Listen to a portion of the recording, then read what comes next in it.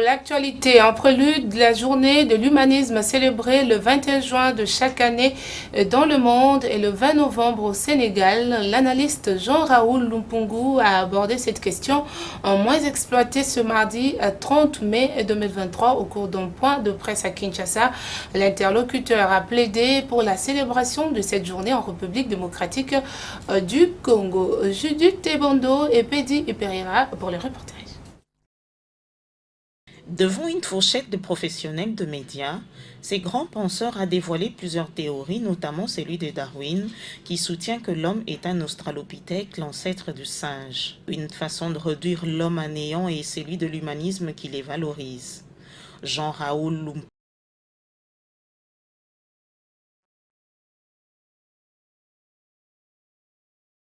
Pour cet analyste, il est plus qu'urgent de quitter ce courant de l'évolutionnisme tant exploité par les Occidentaux pour basculer vers l'humanisme.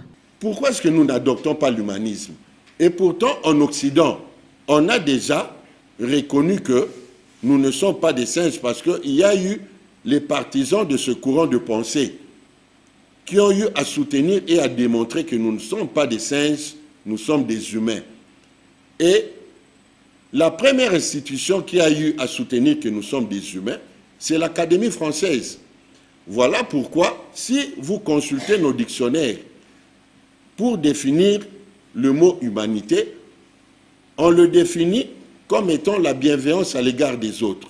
Il poursuit dans son discours qu'il faudrait changer le programme d'enseignement en République démocratique du Congo, raison pour laquelle il invite la presse à participer à la vulgarisation de cette information sur la célébration de la Journée mondiale de l'humanisme. Eh bien, nous attendons de la presse que vous puissiez donner l'information.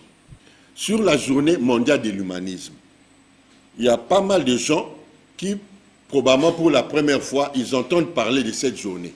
On n'a pas l'habitude de célébrer ça dans notre pays. Il faut diffuser l'information. Avant d'affirmer qu'il a saisi officiellement les ministres africains de l'éducation pour changer les choses sans obtenir une suite favorable.